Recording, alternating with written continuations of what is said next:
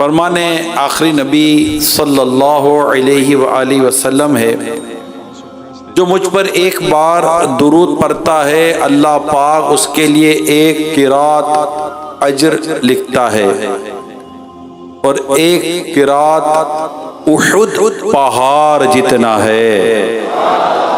صلو علی الحبیب صلی اللہ تعالی علی محمد۔ ماشاءاللہ معتکفین کی پیاری پیاری بہاریں ہیں عالمی مدنی مرکز فیضان مدینہ میں، اور ملک کے مختلف حصوں میں، بیرون ملک بھی ایک ایک ماہ کا اعتکاف جاری ہے۔ اور ویسے بھی ماہ رمضان میں عاشقان رسول مسجد کا رخ کرتے ہیں، مسجد میں رہتے ہیں، مسجد میں بیٹھتے ہیں۔ جو مسجد میں بیٹھتے ہیں اور مسجد میں بیٹھ کر نماز کا انتظار کرتے ہیں، وہ غور سے سنے۔ صحابی ابن صحابی حضرت سیدنا عبداللہ بن عمرو رضی اللہ تعالی عنہما فرماتے ہیں کہ ہم نے پیارے پیارے آقا مکی مدنی مصطفیٰ صلی اللہ علیہ وسلم کے ساتھ مغرب کی نماز پڑھی، پھر واپس جانے والے چلے گئے، اور جسے وہیں بیٹھنا تھا وہ دوسری نماز کا انتظار کرنے لگا۔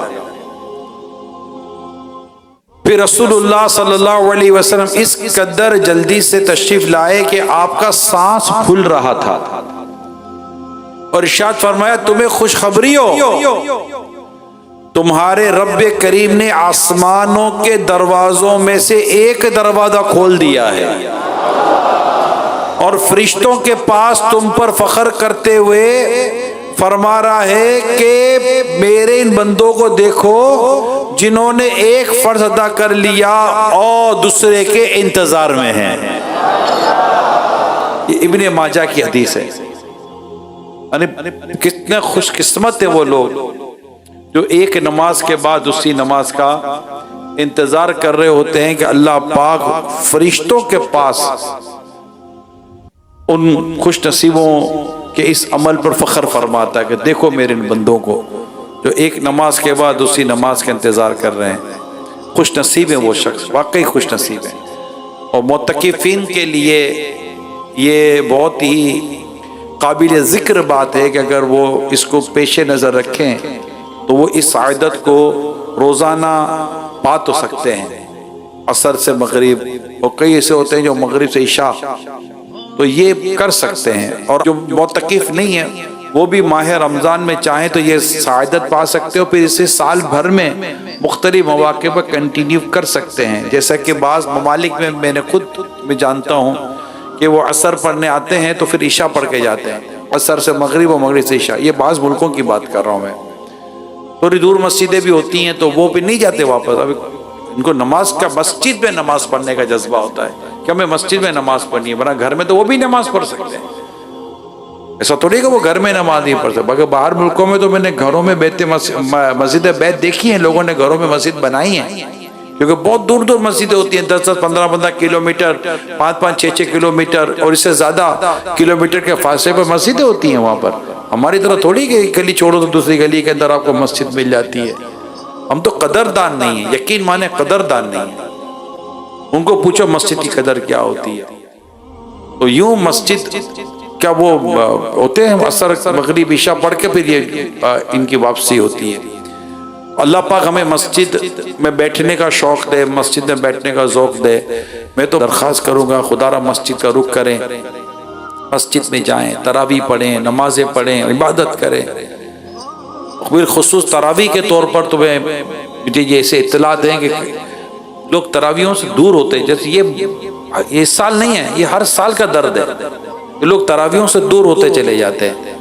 5 روزہ کے نام پر تو 10 روزہ کے نام پر تو 12 15 روزہ کے نام پر تراویحیں پڑھ لیں گے، وہ بھی کیا پڑھی کیا نہیں پڑھی اللہ بہتر جانتا ہے۔ پھر اس کے بعد سمجھتے ہیں کہ ہم کو تراویح نہیں پڑھنی۔ تراویح روزانہ 20 رکعت پڑھنا سنت مؤکدہ ہے، اس کی عادت چھوڑنے کی عادت نہ بنائیں، اور یہ فضیلت ہے۔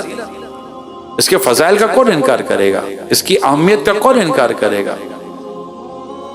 کوئی اگر اس طرح کی باتیں کہیں کر بھی دیتا ہے جس سے ہمیں لگتا ہے کہ یار چلو پڑھو نہیں پڑھو تو یا تو آپ اس کی بات پہ کان دھرتے ہیں، اور ایک کہتا ہے کہ یار یہ جتنا پڑھو گے، جتنا زیادہ سجدے کرو گے، اتنا ہی جنت کے قریب ہوتے چلے جاؤ گے، اتنا ہی اللہ کی رضا ملے گی، اتنی نیکیاں ملیں گی، اتنی عبادت کا ثواب ملے گا۔ بلکہ نماز تراویح تو اپنی جگہ پر ہے، ہمیں تو مطلب کہ ہم یہ غور کریں کہ ایک تو سنت موقدہ ہے نماز تراویح کی نماز۔ اب سنت موقدہ تو بہت بڑی عبادت ہوئی نا، مستحب کی فضیلت پر غور کرے بندہ، مستحب کی فضیلت پر، کہ جیسے آپ ہر نماز کے بعد آیت الکرسی ہم پڑھتے ہیں، تو نماز کے بعد آیت الکرسی پڑھنا کیا ہے؟ مستحب ہے، پڑھے تو ثواب ہے، نہ پڑھے تو گناہ تھوڑی ہوگا۔ مگر فضیلت کتنی کہ جو کوئی نماز کے بعد آیت الکرسی پڑھتا ہے، اس کے اور جنت کے درمیان جو فاصلہ ہے وہ موت ہے، مرتے ہی جنت میں داخل ہو جائے گا۔ اس پر تو بڑی پابندی ہے ہماری، اس پر تو کوئی نہیں کہتا آیت الکرسی پڑھے نہ، ٹھیک ہے نہ پڑھے کوئی گناہ نہیں ہے، لیکن اس کے پڑھنے پر آپ سوچئے، اشراق چاشت تو نفل نماز ہے، اس کے پڑھنے پر باقاعدہ جب حدیث فضیلت میں موجود ہے تو پھر ہمیں اس پر عمل کرنا چاہیے، اور مسلمان کو عبادت سے دور نہیں ہونا چاہیے۔ تو یہ عبادت ہے تراویح، تو جو تراویح سے دور ہو رہے ہیں اللہ تعالیٰ ان کو اور ہم سب کو تراویح مستقل پڑھنے کی توفیق عطا فرمائے۔ جب تک شوال مکرم کا چاند نظر نہیں آ جاتا، رات کو عشاء کے فرض پڑھنے کے بعد تراویح کا وقت شروع ہوتا ہے، تراویح پڑھنی ہے اور لازمی پڑھنی ہے، تراویح چھوڑنی نہیں ہے۔ اور مردوں کو چاہیے کہ مسجد میں جا کر تراویح پڑھیں، اگر کوئی شرعی رکاوٹ نہیں ہے، گھر میں عورتیں پڑھ لیں گی اور مسجد میں جا کر اس کا ثواب کمائیں۔ ایک اور بات، ام المومنین حضرت سیدتنا عائشہ صدیقہ رضی اللہ تعالی عنہ سے روایت ہے، پیارے آقا صلی اللہ علیہ وسلم فرمایا، اللہ پاک اور اس کے فرشتے ان لوگوں پر درود بھیجتے ہیں جو صفیں ملاتے ہیں، یعنی وہ اس طرح صف ملاتے ہیں کہ اگر خالی جگہ ہو تو اسے پر کر دیتے ہیں، یا صف میں کوئی کمی رہ گئی ہو تو اسے پوری کر دیتے ہیں۔ درود بھیجنے سے مراد یہ ہے کہ اللہ پاک صفیں ملانے یعنی پوری کرنے والوں کی مغفرت فرماتا ہے، اور فرشتوں کو ان کے لیے استغفار یعنی مغفرت طلب کرنے کا حکم ارشاد فرماتا ہے۔ اتنی زبردست فضیلت ہے صفیں پوری کرنا، یعنی آگے جگہ خالی ہے، ادھر جگہ خالی ہے، ادھر جگہ خالی ہے، جہاں موڈ ہوا یہ مطلب ہمارا اسلامی مقتدی کھڑا ہو جاتا ہے۔ کئی مساجد کو دیکھا ہے، نہیں سفید، ایسا لگتا ہے جیسے یہ کوئی معاذ اللہ عمل نہیں ہے، ایسا نہ کرے، یہ بہت امپورٹنٹ عمل ہے، اس پر کتنے پیجز لکھے جاتے ہیں، کتنے اس پر رسالے ہیں، اس پر حدیثیں ہیں۔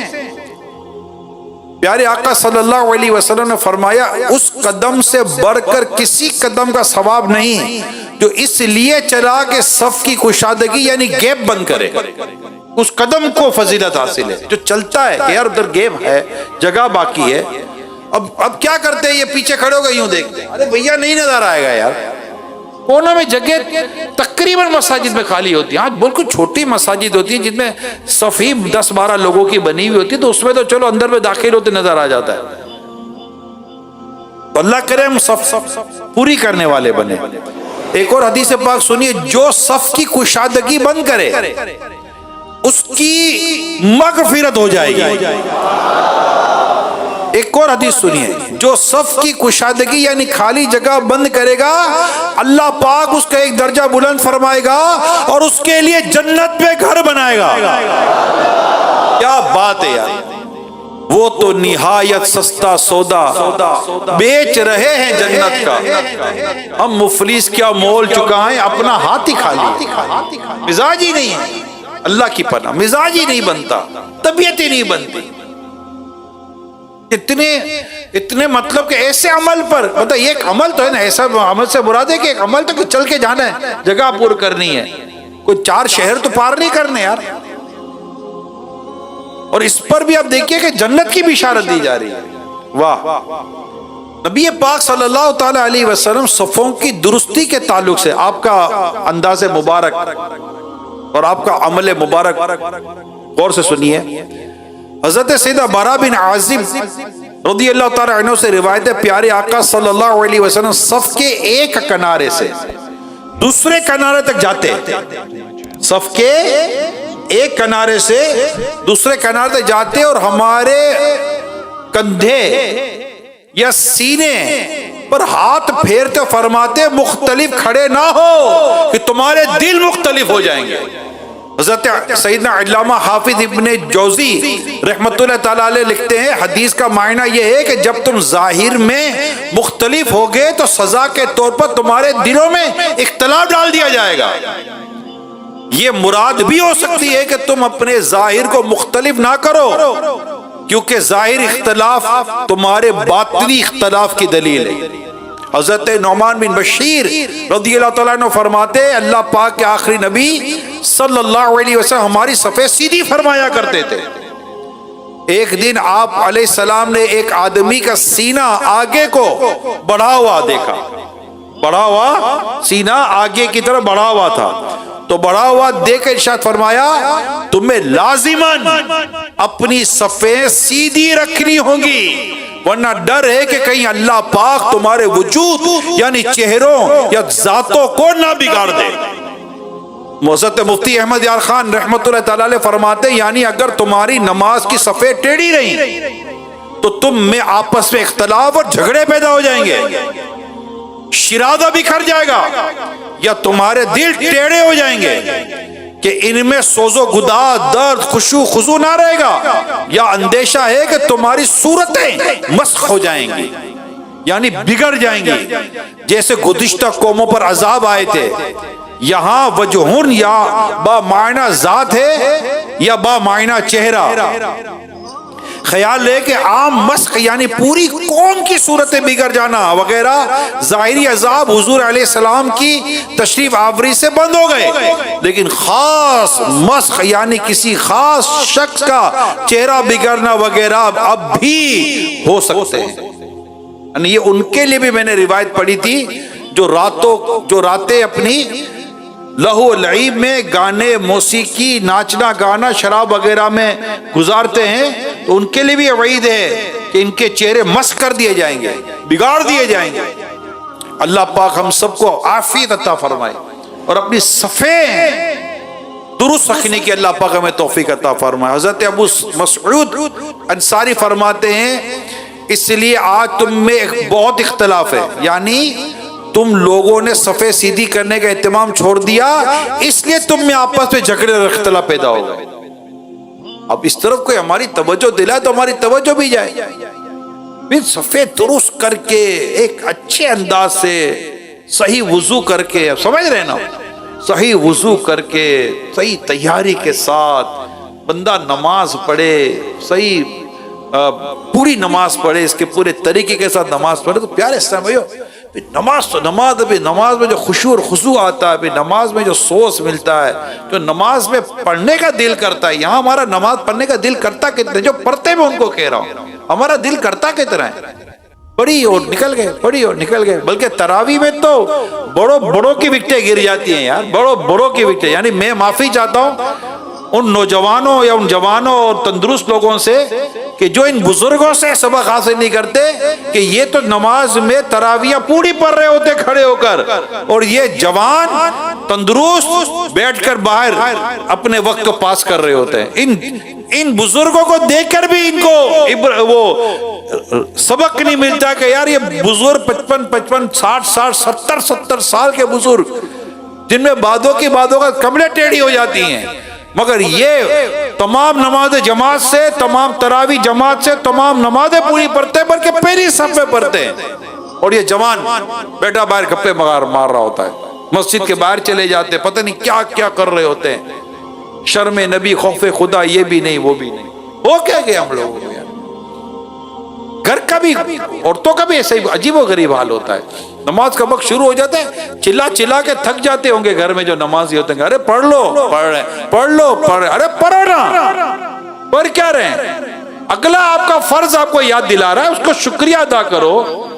امیر سنت نے میں پورا موضوع نہیں بتاؤں گا، پوری بات نہیں بتاؤں گا، ایک اسلامی بھائی کو کسی معاملے میں توجہ دلائی کہ آپ یہ کر لیں، تو اس نے کہا جی میں کر لیتا ہوں. آپ نے فرمایا کر کیا لیتا ہوں؟ کر لے بھائی، دیر کتنی لگتی ہے، کر بھی لے، شکریہ بھی ادا کرو اگر تمہاری کوئی رہنمائی کر رہا ہے تو.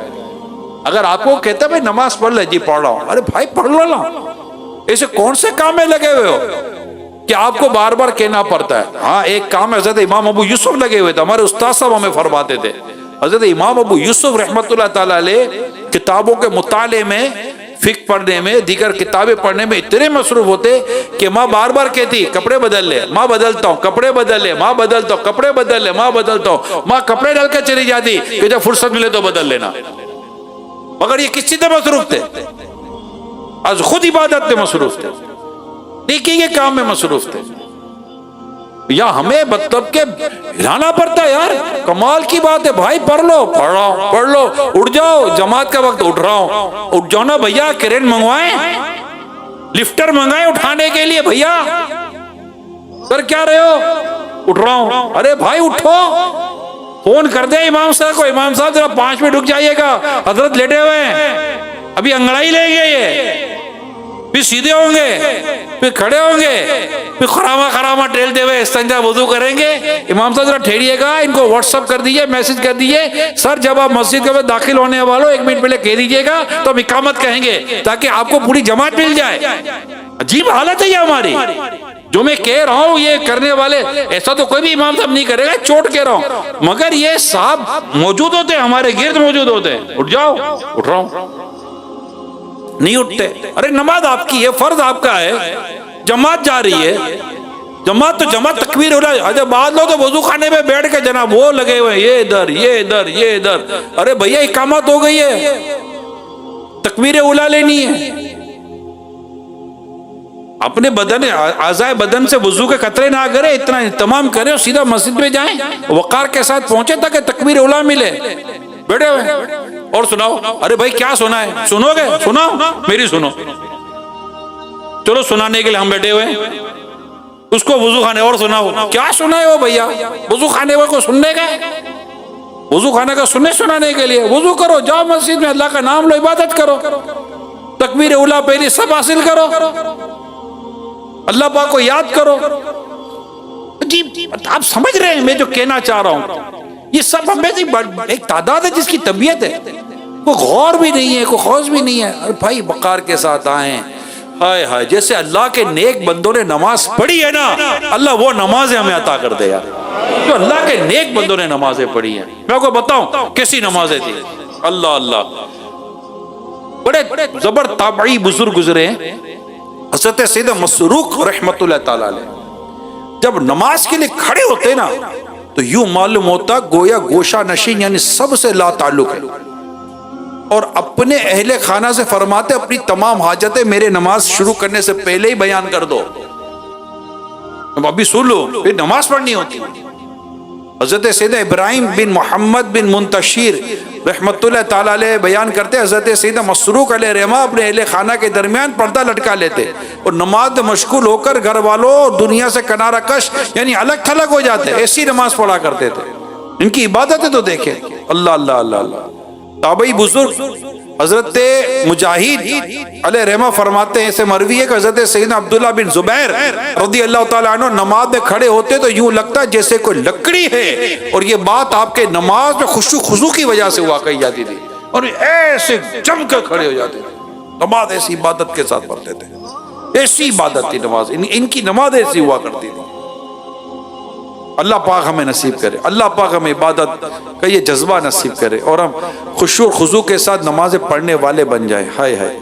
حضرت سیدنا امام بخاری رحمت اللہ تعالی علیہ ایک دن نماز پڑھ رہے تھے، شہد کی مکھی نے آپ کو 17 جگہ ڈنک مارا، 17 مقامات پر. نماز پوری کرنے کے بعد فرمایا ذرا دیکھو تو یہ کیا چیز ہے جو نماز میں اذیت پہنچا رہی تھی، ذرا دیکھو تو صحیح یہ کیا چیز ہے جو نماز میں اذیت پہنچا رہی تھی. ذرا تو شاگردوں نے دیکھا تو آپ کی پیٹھ مبارک پر 17 جگہ سوجی ہوئی تھی. امام بخاری نے شہد کی مکھی کے 17 ڈنک مارنے کے باوجود نماز نہ توڑنے کے متعلق بتایا میں ایک آیت کی تلاوت کر رہا تھا اور میری یہ خواہش تھی کہ میں یہ آیت پوری کر لوں. ان کے جذبے کیسے تھے، یہ نمازیں کیسی تھی. حضرت سیدنا علقمہ رحمت اللہ تعالیٰ علیہ فرماتے میں نے دیکھا حضرت سیدنا عامر رحمت اللہ تعالیٰ علیہ نماز پڑھ رہے ہیں اور سانپ قمیض میں داخل ہو کر آستین وغیرہ سے نکل رہا ہے، لیکن آپ ذرا بھی حرکت نہ کرتے. عرض کی گئی آپ نے سانپ کو دور کیوں نہ کیا؟ فرمایا اللہ پاک کی قسم مجھے حیا آتی ہے کہ اللہ کریم کے سوا کسی اور سے ڈروں. خدا کی قسم مجھے تو احساس تک نہ ہوا کہ وہ کب داخل ہوا اور کب نکل گیا. اللہ اللہ، کیا نمازیں تھیں، کیا نمازیں تھیں. ڈر تو بھیا جا کھجا کر مسئلہ نماز سے بھی نکل جاتے ہیں، ان کو مسئلے بھی نہیں یاد ہوتے کھجانے کا جو اتنی دفعہ مدنی مذاکرے بیان ہوا ہے. بس عجیب و غریب، یہاں تو نماز میں تو کہیں اور ہی چلا جاتا ہے، یہ تو نماز سے باہر نکلنے کا تصور نہیں ہے. یعنی مجھے ایک عجیب بات یاد آ گئی، یعنی نماز پڑھنے والے بھی نماز کیسے ہوتے تھے، یہ عجیب و غریب بات ہے.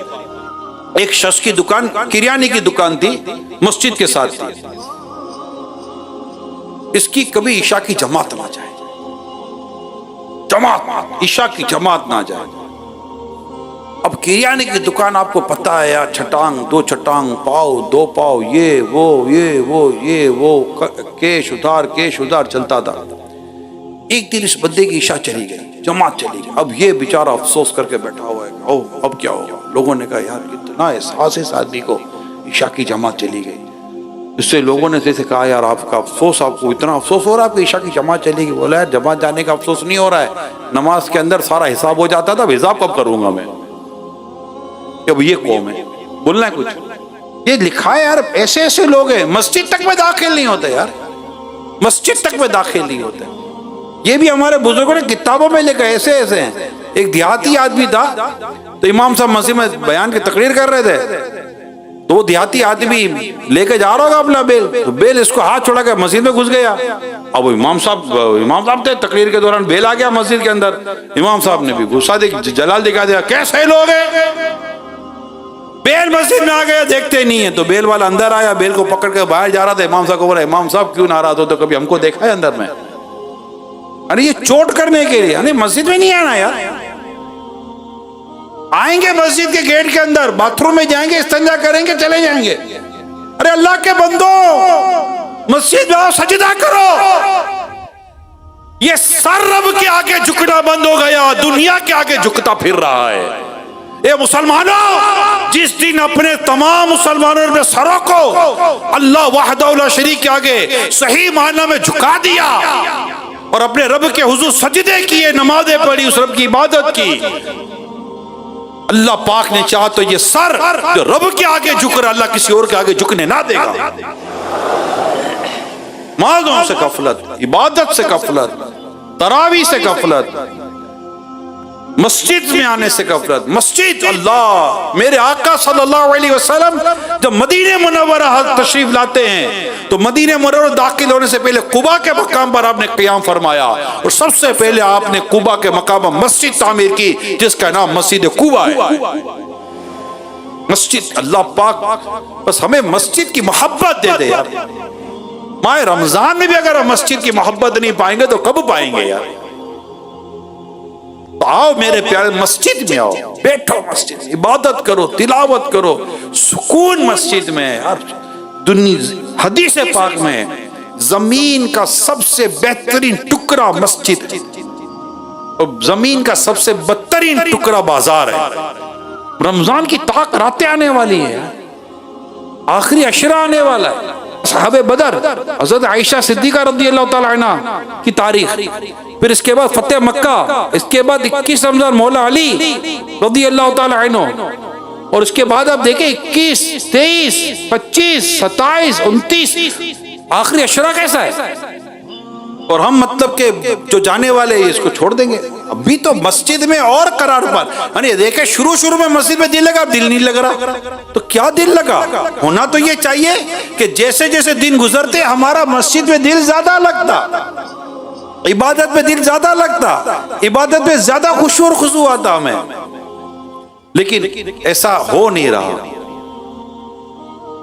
اللہ کریم ہمیں صفوں کی پابندی بھی عطا کرے، مسجد میں آنے کی توفیق دے۔ پتہ ہے آپ کو ایسے ایسے اسلامی بھائی ہم نے پچھلے سالوں میں دیکھے ہیں، اس بار کا تو پتہ نہیں ہے، کہ جب شوال کا چاند نظر آتا تو چیخے مار مار کر روتے تھے کہ ہم مسجد چھوڑ کے جائیں گے۔ فیضان مدینہ میں دل لگ جاتا، گویا کہ ایسا تم گھر کو نہ کھینچو، نہیں جاتا نہیں جاتا، میں چھوڑ کے فیضان مدینہ نہیں جاتا نہیں جاتا، ایسے ہو جاتے۔ اللہ پاک ہمیں بھی مسجد میں دل لگا دے، دل لگا دے۔ جو آج بیان میں چاہتا ہوں، چند دو تین چیزیں میں نے مسجد، صف اور یہ چند چیزیں بیان کی نماز میں خشوع اور خضوع کے تعلق سے، کہ ظاہری اور باطنی حضوری کے ساتھ بندہ نماز پڑھے، اپنے رب کی نماز پڑھ رہے ہو۔ نماز یوں پڑھو کہ جیسے تم خدا کو دیکھ رہے ہو، ورنہ کم از کم یہ کیفیت تو لاؤ کہ یہ تصور تو کہ اللہ تعالی ہمیں دیکھ رہا ہے۔ یہ کیا بات ہوئی ہے کہ سارے حساب نماز میں آ جاتے ہیں ہمارے پاس۔ اللہ تعالیٰ مجھ میرے اور ہم سب کے حالوں پر رحم فرمائے۔ کتابیں جب پڑھتے ہیں اور یہ واقعات پڑھتے ہیں، یقین مانے خود سے ایسی عجیب سی گھن آ جاتی ہے نا کہ یار ہم لوگ کیسے لوگ ہیں، یہ کیسے لوگ تھے اللہ کے نیک بندے۔ پر ایک جملہ آخر میں یہ اللہ احساس دے دے کہ ماہ رمضان تیزی کے ساتھ جا رہا ہے، ایک جملہ یاد کر لیں، یا اللہ میں رہ نہ جاؤں۔ کیا جملہ ہے؟ سب مل کے کہیں، یا اللہ میں رہ نہ جاؤں، میں بھی بخشا جاؤں نا، یا اللہ میں رہ نہ جاؤں، میں بھی بخشا جاؤں، مجھے بھی تقویٰ مل جائے، مجھے بھی جہنم سے آزادی مل جائے، میں بھی نیک بن جاؤں، میں اللہ رہ نہ جاؤں، میں گناہ گار تو اب ماہ رمضان آیا، اب میرے گناہوں کی عادت نکل جائے، میں نمازی بن جاؤں، نیک بن جاؤں، مسجد میں میرا دل لگ جائے، مسجد کا ذوق و شوق مل جائے۔ اللہ پاک ہم سب کو عمل کرنے کی توفیق عطا فرمائے۔ اس موضوع کو جو میں نے بیان کیا ہے، اس کو تفصیل سے آپ پڑھیں، فیضان نماز، امیر سنتی کتاب ہے فیضان نماز، میں نے اس میں سے کئی چیزیں آپ کو دیکھ کر بیان کی ہیں۔ اس کو پڑھیں گے تو انشاءاللہ نماز میں خشوع اور خضوع بھی آئے گا، نماز کے اندر دل لگے گا، اف دل لگے گا، مزے کو مزہ آ جائے گا نا۔ نماز ایسے پڑھیں گے، اللہ پاک لے چاہ، اس کی رحمت ہے، اس کا کرم، اس کے غیب کے خزانے، جس کو چاہے عطا کر دے۔ صلو علی الحبیب۔